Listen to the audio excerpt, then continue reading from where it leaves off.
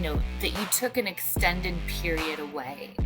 And, we're going to be talking about resilience today. We're going to be talking about mental health. We're going to be talking about well-being. And one of the misnomers around like sort of the myths of resilience and mental health and well-being is this idea of quickly recovering, right? That it's about coming back, as fast as we can.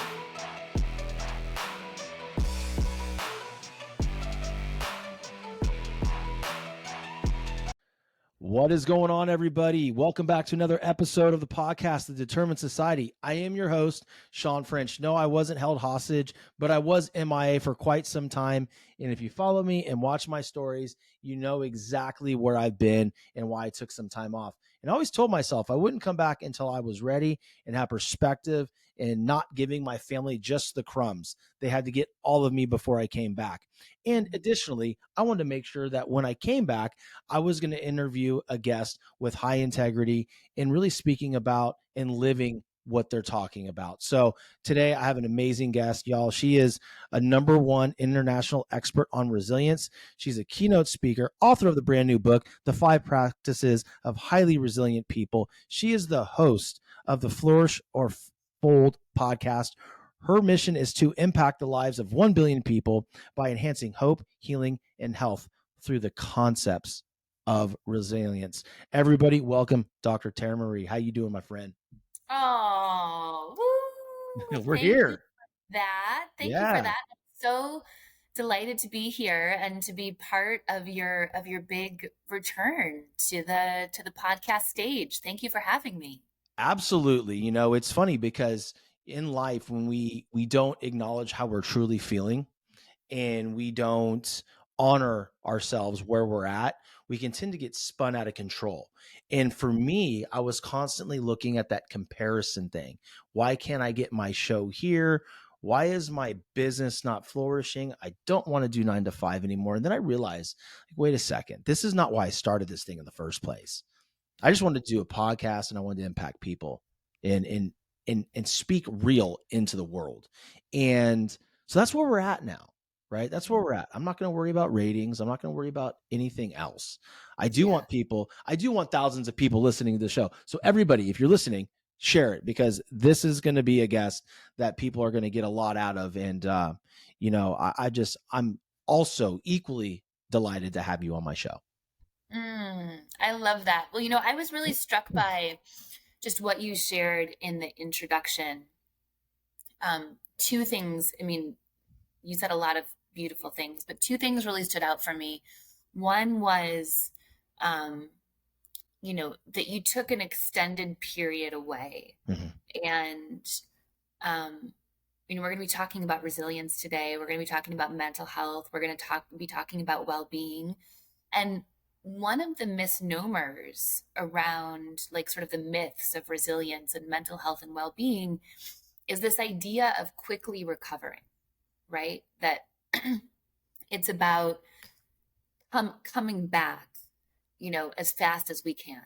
And it was interesting. So I'm here in Austin, Texas today. I live in the Philadelphia area, but I'm here in Austin. And I was speaking at the University of Texas at Austin, and the gentleman that I had been interacting with and who, was helping me plan coming to campus and speaking, he wasn't there yesterday. And they said, oh, he had his wisdom teeth out on Friday. And he said, I'll be back on Monday. Right. And it was like Wednesday, and he still wasn't back. And for me, it was just such a reminder of, we oftentimes think we can or will come back a lot sooner. And the opportunity, I think, for us to really give ourselves the time that we need to heal, to integrate, to make a transition, to shore up our relationships. And I just love that you gave yourself that time, And the second thing that I loved about what you said is you also had sort of like a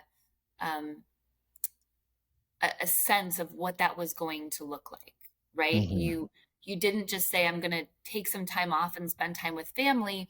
you really had a sense that you wanted and needed to get to a place where you were more present, where your family wasn't getting the leftovers. I think you said the crumbs. Yeah. And that there was a lot of clarity for you around not only the taking of the time off, but what you wanted to get to and how you wanted to enhance your relationships with your family members and what that would actually look like and when you would know it was time to come back. I receive all that, and thank you. It's one of the things that I realized was I was getting angry, right? I was getting Mm-hmm. angry too much. And, I always wanted it quiet in my house when I was recording. I got, 3 little babies, man. I got a 9-year-old boy, a 6-year-old daughter, and a 4-year-old daughter. That's, for me, that's what matters, because they're Mm-hmm. only going to be, and everybody says this, but they're only going to be little for a short period of time. I don't want to look back and be like, I missed it because I was chasing, top 1% podcast ratings or podcast advertisement, money or anything like that. Like, that's not who I am. It's not what I want to be. So for me, it was just one of these things. Like, one day I just sat there and I'm like, man, I'm doing this for them. I'm doing this for them. And I said, wait a second. Am I? Mm-hmm. Am I really doing this for them? Because if I ask them, they'd rather be jumping on me and playing right now, not me Mm-hmm. recording a podcast. So I had to really kind of like, all right, dude, like, you're lost. You're in the abyss right now. Back off. Right. And I Mm-hmm. initially thought, to your point, there was no time frame. For me, initially, I was like, I just don't want to record a show this week, and I have some in the queue.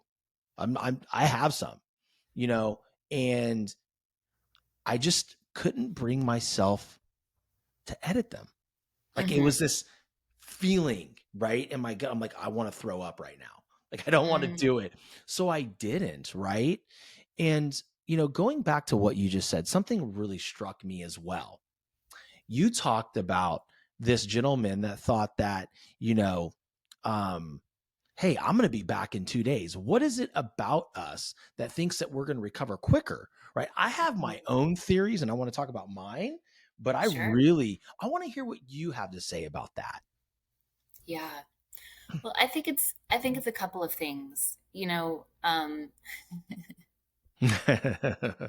It's a loaded question, I know.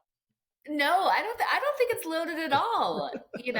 I mean, the first thing I'd say is I think there's a lot of societal pressure to be okay and to be well Mm-hmm. and to come back, and that there's something sort of bound up in all of this that maybe it's like a hero or a heroine complex that we think, I'm gonna get my wisdom teeth out on Friday. I'm going to, run a 5 mile race on Saturday. On Sunday, I'm going to find a cure for, you know, some intractable disease. I'm going to Mm, end world hunger. And on Monday, I'll be back to work, easy, right? easy peasy. Easy, Yeah, easy done. breezy, Yeah, it's lemon nothing. squeezy. Yeah. Um, so I think, I mean, I feel this sense of pressure, Mm-hmm. right, in Mm-hmm. society to be okay, to be well, and even to do more than I think is humanly possible. And so I think if I feel it, there's elements of that that other people are feeling too. So I think the first thing is, there is sort of a sense of pressure and expectation. I mean, maybe not to run the race or to cure a disease or, or things like that, Mm-hmm. but this sense of like being okay, right? I'm going to have this procedure on Friday and then I'm going to be okay and be well by Monday. And the second thing is, I think these timelines that we give ourselves are super arbitrary and they're not really based in fact or in research, and there's this tendency, I think, like when we have like surgery or something and the doctor says, it's going to take you 2 months to recover. Just about everybody I know, and my background's in like rehabilitation psychology, just about everybody I know is like, oh yeah, 2 months, well, it's going to take me one. Like somehow we want to like beat the odds constantly. That's like, why do we want to do that? Why not just take the 2 months? Why not just say, you know what, it's going to take 2 months, and that's Mhm. okay. And I'm okay with, you know, Yeah. taking the time that my body and mind needs to be okay. And, one of the things that I found, as I've interviewed hundreds of people and collected thousands of pieces of data on resilience, is like quickly recovering is a myth as it relates to resilience. In fact, it's the people oftentimes that come back fast that actually have some of the greatest difficulties or issues, or they have the trauma resurface, or um, the health concern sort of reoccur, because they haven't, or we haven't sort of given ourselves the time to heal. And so this idea of like whoever the fastest person is to recover, like that's actually not resilience. And I think getting to change the discourse around that in our culture, where we allow ourselves the time for healing, is really powerful. Wow. Amazing. Like a lot to unpack there. The one thing that I always like to add a little humor into my show. I think it's funny, but I'm a dad. It's probably a dad joke. But we talked about, you just mentioned like, hey, it says, um, it's 2 months. It's gonna take me a month, and we're all in this race. It's like when you pop up, when you get in your car or your truck or whatever you're driving, you're heading, to across town. It tells you it's gonna take 15 minutes. I'm like, bet it's going to take me 10. Like I'm going to Right. try to get there quicker. And I don't know. And again, I agree with everything you're saying, but I just thought that was pretty funny because that's the first thing that popped in my mind. It was like, I'm always trying to beat the GPS, right? It's like Google Maps, no. And I'm always wrong, like truthfully. And I think what we all need to learn is it's going to take what it's going to take, right? Like literally, like get off your own, your arbitrary timeline. There's no basis surrounding it. Like literally just submit to the process and just go, right? Um, for me, like I always think of it like this. I think there's so much baked in hustle culture that you can open your phone, right? And the hustle culture is by big influential people that people truly believe that they have all their what together. Okay. And you can look at your phone and it's to be like, oh, you only got 2 hours of sleep. So what? Get up and go to the gym. Like go do this, go do that. And I submitted to that hustle culture for 2 years in this process. And that's why I got burned out. That's why I ended up where I was at. Like completely uninspired. And to your point, I always found myself as a determined individual, hence the name, the Determined Society, resilient. I'm always bouncing back. But what I've learned is I wasn't taking enough time.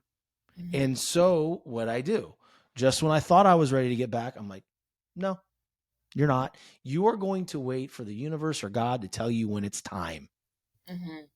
And I was open. I was completely open, but I felt the time off is exactly where I needed to be. Mm-hmm. And when you messaged me, and I'm like, okay, yeah, this is that nudge. And so I appreciated it. And I don't even know if you probably realized the part you were playing in it. Now you do.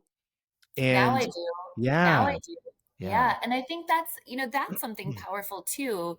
I didn't highlight in that in what I said initially, and that is also super powerful because I'm in this moment of launching my book this week, The 5 Practices of Highly Resilient People. And so I've been reaching out to, people that I know super well, friends, colleagues, and also reaching out, toward the edges and the people that are farther out in my community, right? Mm-hmm. And asking for help, right? And saying, hey, like no pressure expectation, right? Here's what I'm doing. I'd love your help as it aligns for you. Here's maybe some things that we could do together that would be Mm-hmm. mutually beneficial or would be a win-win. And like I've sucked it up the last couple months and done it. It and it doesn't come it doesn't come naturally Mm-hmm. for me to reach out. I mean, I will ask for help. This has been a moment of like the broadest scale, the broadest swath of like just like asking like everyone and their mom, like literally everyone and their mom, like, hey, will you buy a book and will you call your mom? And all and like it really is like everyone and then your mom, right? And so, and it's really humbling Yeah. to be in this moment. And it's also really beautiful to see who shows up and who's excited about that. And then the next layer is exactly what you said, which is not even realizing that in my reaching out to you and saying, hey, would you like to be a part of this? Would you like to help get this message out? That also in this sort of like beautiful, like universal flow for you became the moment where you're like, okay, I'm ready to come back. Yeah. And that is so amazing. And I think we get to think about that when we reach out to people and we ask for help and we ask for support, that some people won't want to do it. And some people will want to do it, but just simply won't have capacity. And then Mm-hmm. there'll be other people that not only want to help, but something meaningful will click or shift inside of them. Mm-hmm. And it becomes this, incredible interaction that is meaningful, in a way that, I had not anticipated and I'm so excited about. Me too. And it's funny because like I think for me, and we're gonna get to her book because you need to buy it. Mine's in the mail. I'm hoping she overnights it. But sorry guys, I actually get a signed copy and I'm jacked about it. So I'm kind of geeking out over here. But you know, you're right. We never know what role we're playing in people's lives. And I think it's super important to really kind of dive into because it goes as simple as how you interact with that person that upset you at the grocery store. Like you don't know what they're going through. Like Yeah. put your best foot forward. And I think for me, what really stuck out to me in our interaction as it led up to this show, started talking like what, 4 days ago, was just your humility. Because you say, it humbled you. Mm-hmm. And I could see it. I'm like, not that I had any other, thought or preconceived notion that you weren't humble, but I could just in the ask, I was like, oh my, I was like, Taryn, 1000%, like Mm. 1000%, which we will still do the live. I want to do the live still. Cool. But for me, it was just like, yeah, this person, right, that I've had an interaction with before, very successful, literally kindly asking for help or asking just to partner up in something. I'm like, yeah, I can't, I'll never tell a person no like that. Right. And we all get these long DMs in our inbox about, how they can turn you into a 9-figure business owner in 15 days. Right. Those we don't, Wait, that's not real. I shouldn't, I it's not. shouldn't, I shouldn't Oh, reply to those people. no, you shouldn't reply to them. I mean, like, for only $10,000 up front, first payment, you could be the 9-figure business owner by using my funnel. Okay. Using my funnel. It's a joke. It's funny because a part of my comeback, I always said I would have some satire around those types of things. And so I kind of slid it in on my first show. But I think See what you did. It I'm already happened. opportunistic. I don't know. I just feel that people do need to be educated, and be aware of the good people out there in the industry and not fall for the bright shiny object that's going to make them rich in 2 months because it's not going to happen. You know. I think that's right. Um, I'll tell you in this moment with this book launch. So one of the cool things that happened this week is the book and me were featured on the NASDAQ tower Dude, in I Times saw that. So sick. It was so sick.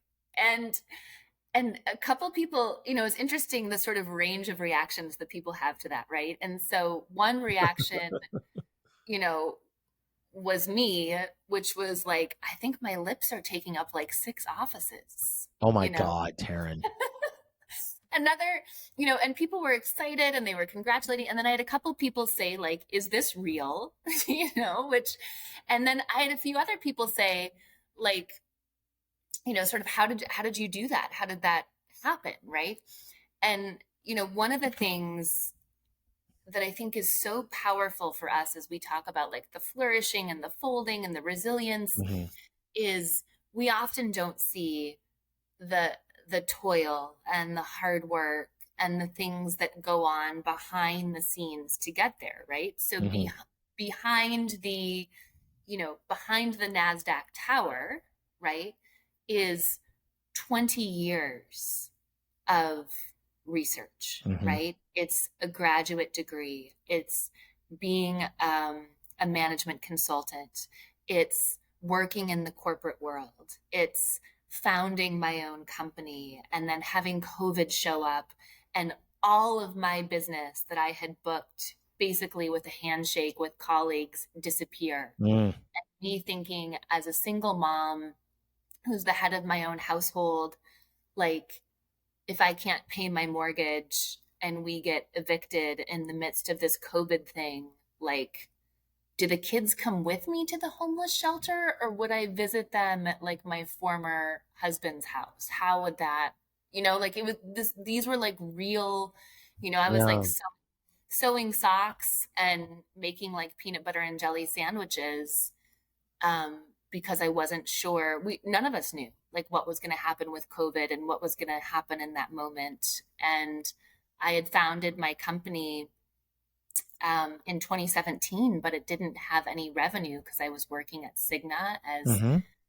head of global leadership development and at Nike as head of executive development. So even all those grants that came for business owners who had you know, income on the books for prior years, I wasn't eligible. And so now in sort of this, we'll call it the Nasdaq Tower in Times Square moment. It's been so beautiful and so exciting.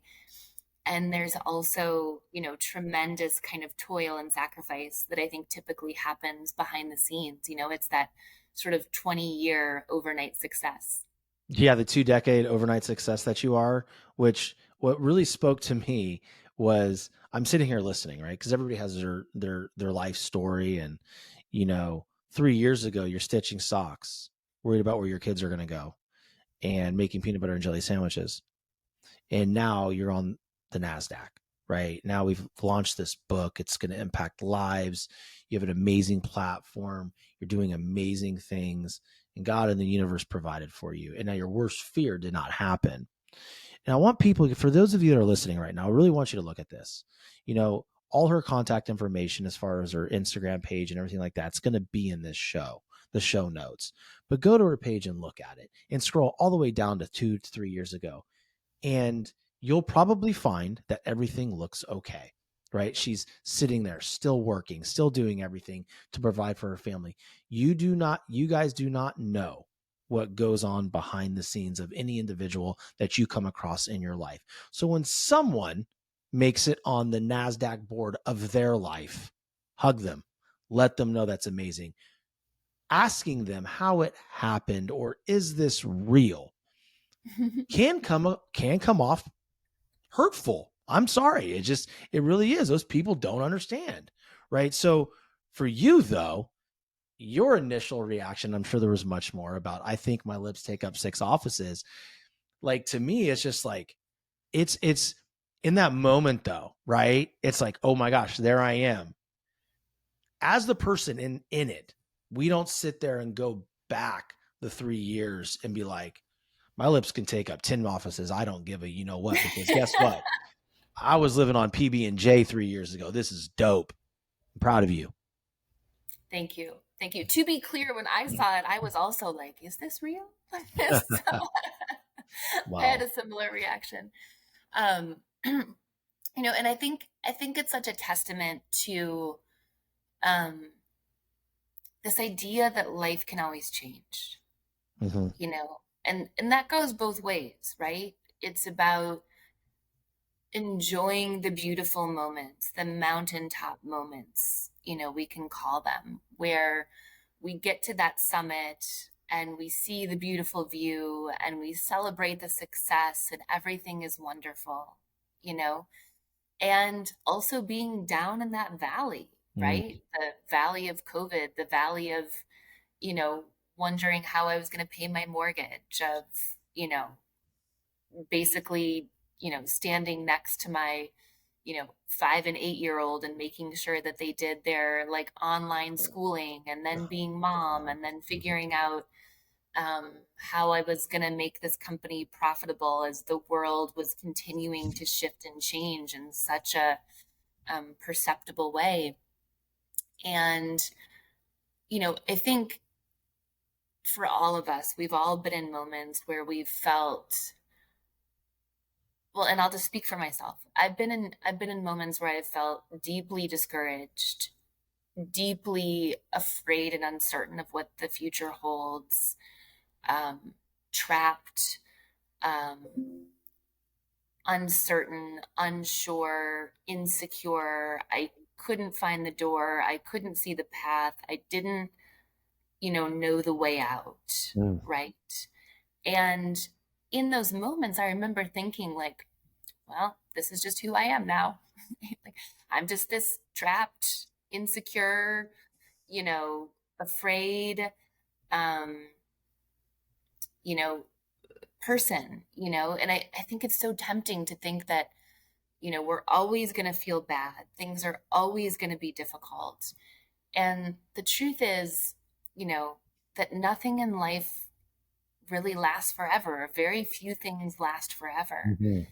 And, we all have those mountaintop moments and we all have those valley moments. And being able, I think, to still have perspective when we're on the mountaintop and to say this success is amazing, and let me use this for the good, and let me soak all of this up, and let me just feel this into the core and into the fiber of my being, and allow myself and my family and the people that I care about for us to really have this moment, right? And then when we're down in the valley, to also recognize, like, we get to learn the lessons there. We get to feel all of that in a really tangible, palpable way. And to recognize that that too won't last forever, Mm. you know? And I think there's a lot of people, that are really hurting right now, you Yeah. know? There's, and it's been, sort of a series of unfortunate events, right? In sort of many people's lives as humans, where we, we looked forward to kind of COVID ending and things, going back to normal. Yeah. And nothing has gone, well, very few things have gone back to normal. And then we've just continued to sort of, I think, be in this sea of what I call the 3 C's: the challenges, the changes, and the complexity. And um, it's been a rough time. And I think we get to remind ourselves that, you know, nothing lasts forever, not the good or the bad. That's amazing. And yes, I will say, like, we have not been able to take a breath for 3 years. It's one thing after another after another. It's almost like, all right, like, enough is enough, right? But so I want to address that. I think that's a really cool thing to also be grateful for, because when we come out of it as a society, maybe we'll all get along again. I don't know, or at least respect each other a little bit better. I mean, for me, that's what I want out of everything. I want a more common respect for individuals and people to appreciate things about everybody instead of focusing on the negative or what they disagree with. But there's this one part you spoke about, you know, you were feeling insecure, um, being trapped, right? And why I feel this is so powerful, because you're an expert. You're the number one international expert on resilience. And I want my audience to be acutely aware of the fact that experts still struggle with their own things, right? So for you, and I want you to give some tips maybe to the individual that is or individuals that are listening to this that may feel that trapped sense or insecure. What are some things that they can do daily that'll bring them out of that slowly and surely? Mm-hmm. Mm-hmm. Yeah. You know, for me, and I think for a lot of people, who would naturally gravitate toward your podcast, right? To gravitate toward the Determined Society. maybe something that a lot of us have in common is, I'll use sort of a corporate term, right? Is this sort of idea of learning agility, right? Mm, And what's learning agility? It's the ability to seek out, right, new facts and figures and ways of doing things and then quickly apply them. And I think for people that are determined and people that are entrepreneurs and people that are on a growth and development journey, oftentimes one of the things that we have in common is just this ability to figure things out, mhm. right? To know what to do, even if we don't know what to do, you know.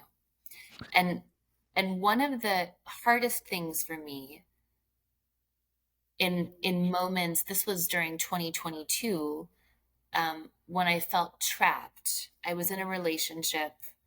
It was very different than I thought. I had moved in with the person and with my two sons, and it was not going the way that I hoped it would or the way that I wanted it to. And I felt very trapped. And the hardest thing for me, about feeling trapped was the not knowing what to do. Because so often I feel like I know what to do even when I don't know what to do. Like Mhm. I'll figure it out. And I didn't know what to do. Um, and so I think the first thing to do when you don't know what to do is to acknowledge that you don't know what to do, right? I love that. I think that to that point, there's a lot of people out there, and this is what drives me crazy personally. When someone asks me a question, and I'll say, I hear what you're saying. I just don't know what to do. And the Mm-hmm. comeback is, you know exactly what to do. I, that drives me crazy because Mm, you cannot know exactly what to do 100% of the time.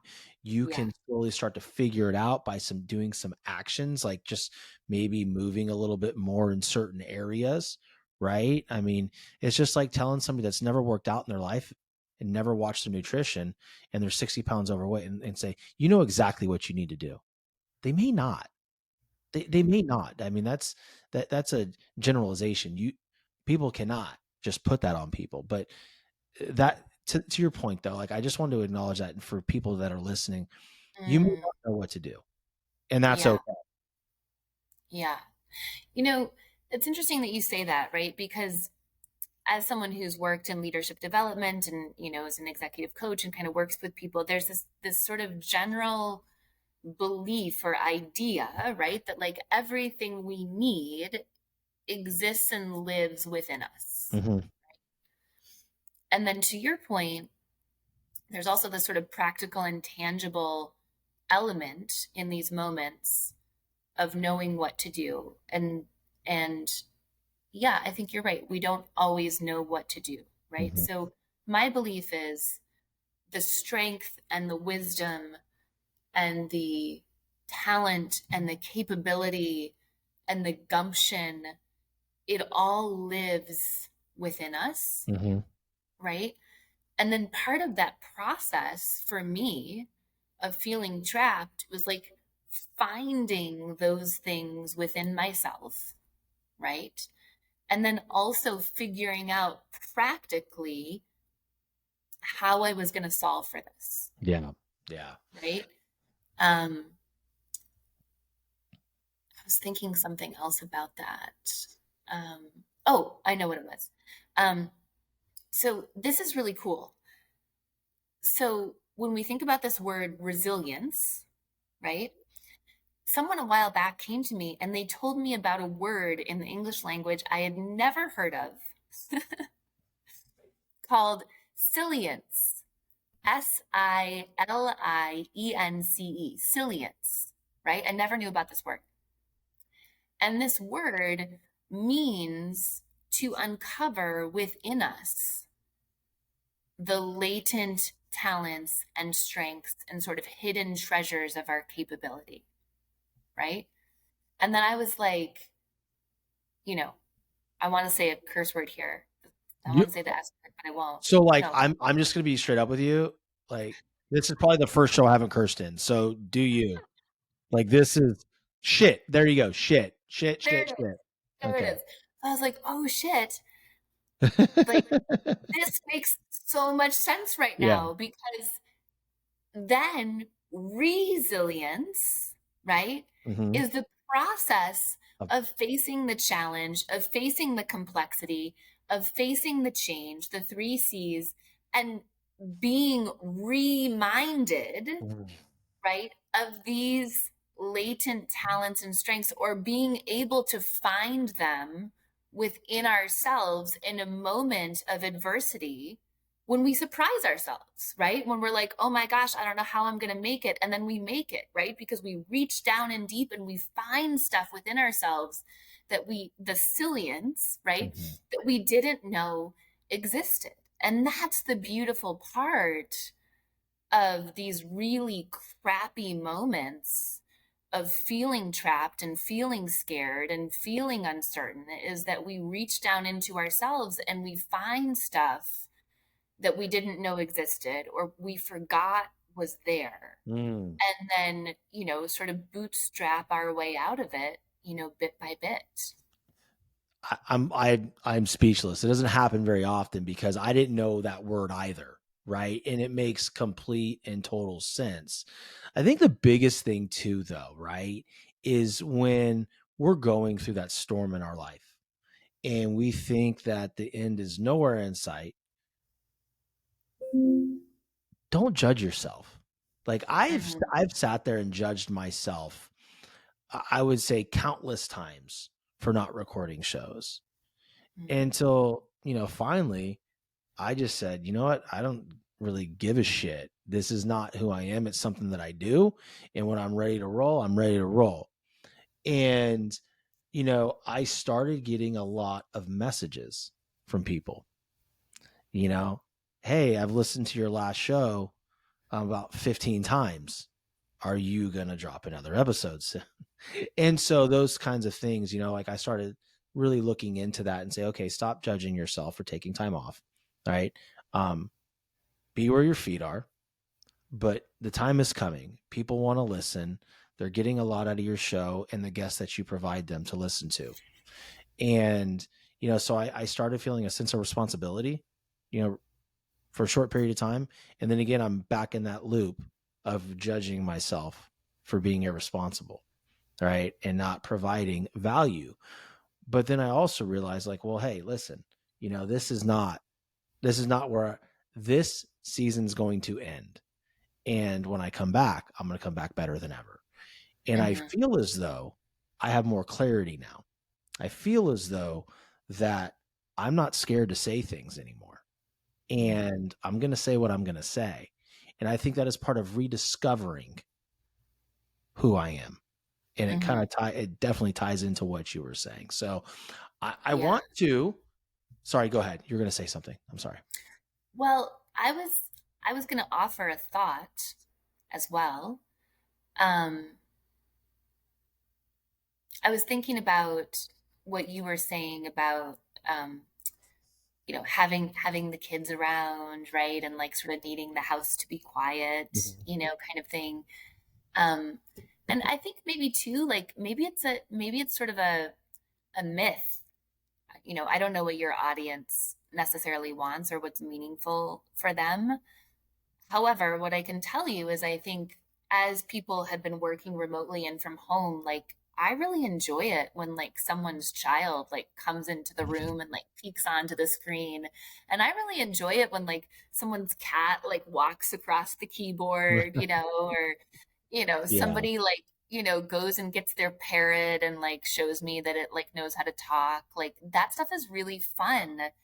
And maybe rather than having like a perfectly quiet, serene background, maybe part of your show is a window into life and into determination of being and doing and creating something more, with children running around and being able to hear a little bit of that and even, have them, have somebody walk in and say like, hey, where are the car keys? Or, do you know where, so and so soccer cleats are? Like, Yeah. that's life, and maybe this sort of um, artificial barrier that we thought was supposed to be in place, maybe part of your show and being real is allowing some of that, barrier to be erased.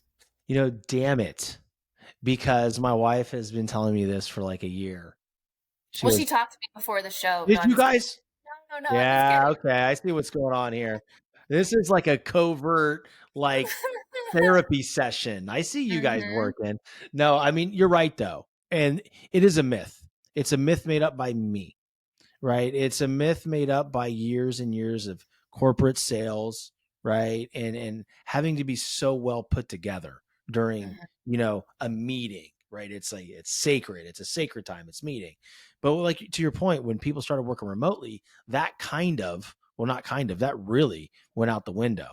I mean, hell, Hmm. people do meetings in shorts and, jackets for business meetings now. And, kids run in and you're right. That's something that I am going to embrace. So thank you for that. Hmm. As we get closer to the end of the show, though, I want you to talk about the book. Like, let's dive in. Don't give it away now, right? But let's give the audience a little bit of something, what they can expect and what they can learn and gain from purchasing a copy. Hmm. Sure. Absolutely. I'd be glad to. So I have a copy of the book right here because I've become that person who always has a book within like, a 4 foot circumference. And I knew that yours probably hadn't arrived yet because my publisher can send you a copy, but I really wanted to send you like a signed I copy. And love since it. I'm not back in Philadelphia, um, I didn't have access to be able to do that, but I do have a copy Look at here. that beautiful thing right there. I should take a picture of this. Hold on. Put that back up. Okay, hold on. Cuz this is going on the gram here. Woo! So let's talk about that real life thing, right? I would have done that Yeah. before. By the See? way, I never announce my guest. Mm. I never do. I've Mm. always wanted to keep it kind of in my back pocket, but I did a story today and I Mm. tagged you in it. So go check it out. Add it to your story if you find it appropriate. And I put a link to your pre-order the book Oh, on thank there. you. And That's so amazing. yeah, no, absolutely. So I announced a guest before it came out, and guess what? Everybody's excited. They're dropping DMs like, "This is awesome. I love you, man. You're back. Let's go." It's Let's fantastic. go. Let's go. So okay, so back to your book. No, it's great. What I'll share is a couple of things. One, and this is just a really foundational piece. Resilience is the essence of being human. Mm. And that's so important because I think that really sets the tone for the book and for the conversation to go in a different direction than some of the existing conversations around resilience, right? So there's this really cool article um, that came out this week around the book. It was published in a local publication in Philadelphia called Philly Mag um, by this beautiful woman named Laura Breesky. And the title of the article ended up being something akin to like everything you thought about you knew about resilience is wrong, right? And I was like, Laura, thank you for seeing me, I you love know? it. I love it. She listened. Hmm. Unbelievable. And, there's this sort of resilience dread spiral that people get into. And one of my dear friends, Mona Patel, really brought this to my attention. And she was like, I hate resilience. And I was like, why do you hate resilience? It's like hating like puppies and Or chocolate cupcakes. cake. Right. I Like love who chocolate who cake. who who does that, right? But what it is I think that people have felt like resilience is something that, they're supposed to put their head down, they're supposed to just grind harder, not feel their feelings. People talk Mhm. about, I've seen on social media like, I'm so tired of being resilient. I don't want to be resilient anymore. Like all these kinds of things. And I think we've really confused what resilience is, right? Like if Mhm. we're feeling kind of crappy, It's the large volume of intensity of the challenge, the change, and the complexity that exists in our lives. But that's not resilience's fault, right? Resilience is here as kind of the skill set, right, to help us move through those moments, right? So if we're tired of anything, it's the three C's: it's the challenge, it's the change, and it's the complexity. And, it's really important to recognize really two things, right? And we can kind of close up on this if it feels right for you. One is, when we think about resilience being the essence of being human, that takes us out of this dialogue of like, am I resilient? Am I resilient enough? Am I going to be found lacking? Am I a resilience imposter? Right? It's like, no, like the resilience lives within us, right? We're all inherently resilient. How do I know that?